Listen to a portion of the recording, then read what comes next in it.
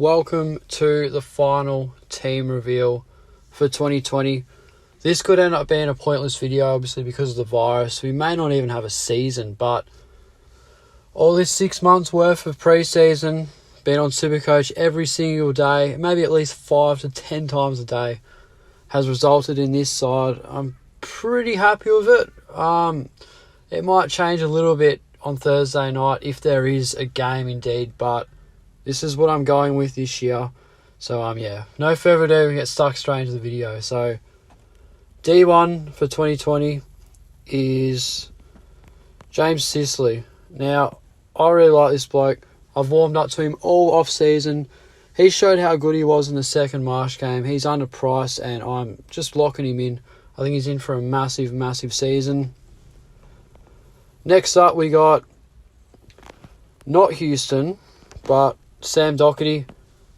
Despite a pretty average Marsh series rather, I just think the value this year is so critical, and we can't be so pedantic on who we pick. We need to save as much money where we can, and I think he'll warm into AFL pretty quickly, and I think he's in for a pretty good season. I really like Daugherty, and he's got such a high ceiling. And can't forget what he did a couple of years ago.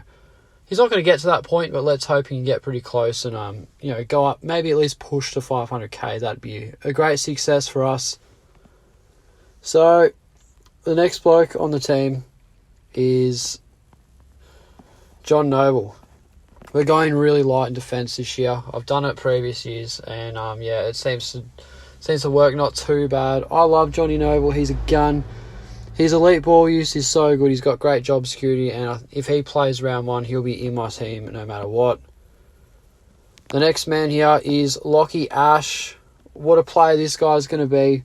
Exactly like Noble. He averaged 75 in both Marsh games, scored a total of 150 points.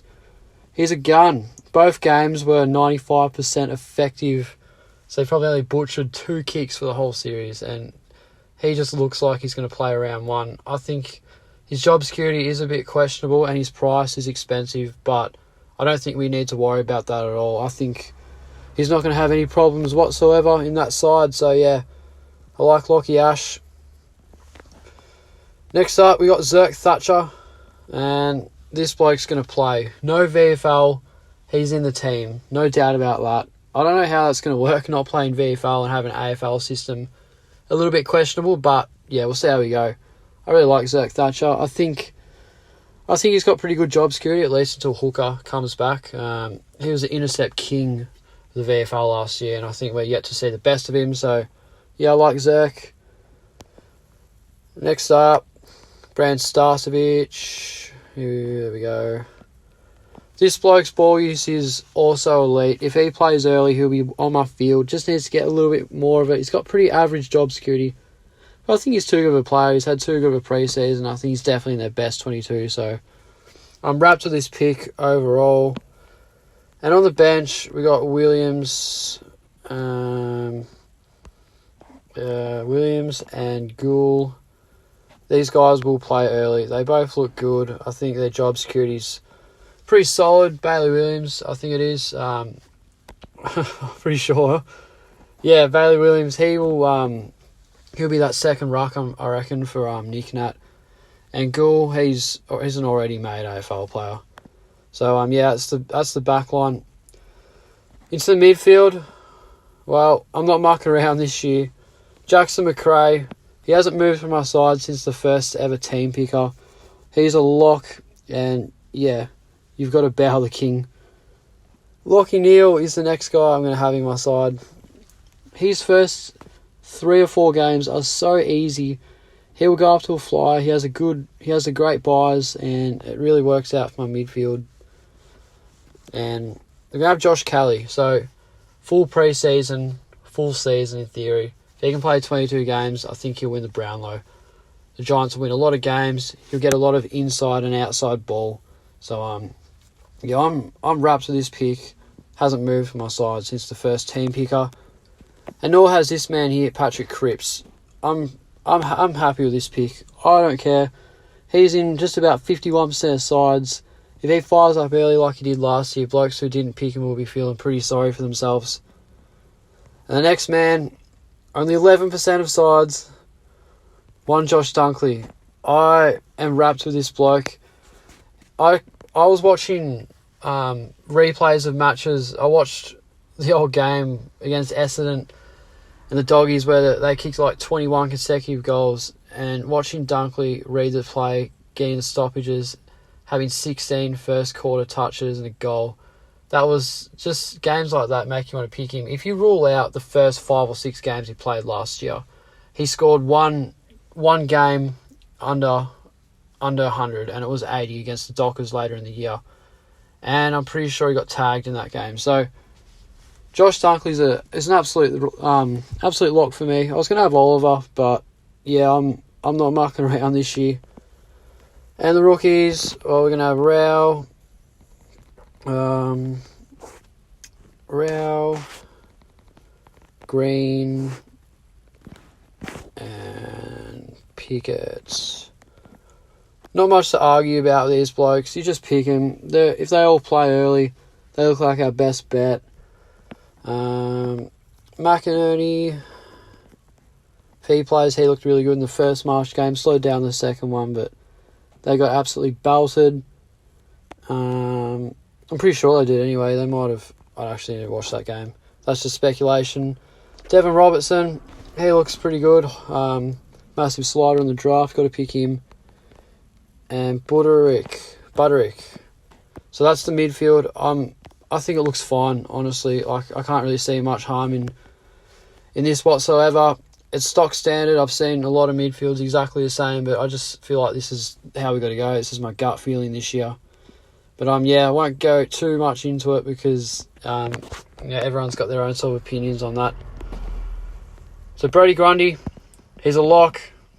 You got to start Grundy. You've got to have him. If you don't have Grundy, you're losing your mind.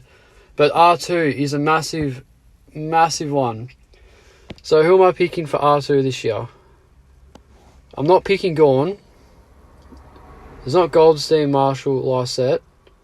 And it's not Rob O'Brien.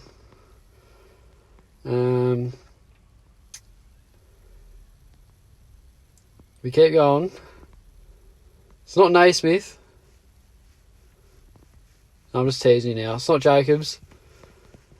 It's Tim English. I'm picking Tim English this year. If you haven't seen my player profile on Tim English, go and watch it. I did a lot of research on this bloke, and I've just convinced myself to pick him. I haven't seen him in barely any teams, and I just feel like he's ready for a breakout year. He's such a gun, and the value he provides to eliminate these rookies is just unbelievable. And we all go set and forget with Gawn, but he's so expensive, and he's going to fall in price. I feel like we can pick Gawn up pretty comfortably towards near the buyers. So that's my plan for that one. So yeah, big raps on Tim English. And I'm just going to pick Coleman for my loophole. Plays a lot of Sunday games. Won't play at all. You beauty. So forwards, we're going very vanilla here. Locky Whitfield and Dustin Martin. I don't have to say much for these guys. Set and forget. They both have around 60% ownership, so we don't have to stress all that much there. But this is where it gets a little bit more interesting. So at F3, this is the big position. This is very controversial, but we got Christian Petrarca. I think he'll play a lot of midfield. He did have a pretty down game in the second March series, but you can't rule out his first game.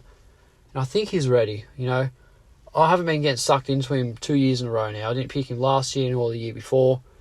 But I've got a feeling this year, when your gut feeling tells you something's going to happen, you really, you just go with it. And my gut feeling says Petrarca's going to have a great year and average over 100. So next spot here is a Brayshaw. Oh, no. I picked Angus last year, and that burnt so hard. I paid up for him. I paid $520K for Angus Brayshaw last year, dropped to about 330 or something like that.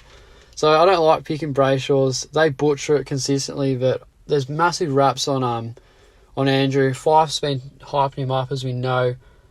He proved himself very much so in the Mars series, scoring 2 games over 100, I'm pretty sure, and he looks like he's cemented his spot in that midfield. So I I love the Brayshaw pick at the moment. And next bloke is Devin Smith. I don't have to say much here.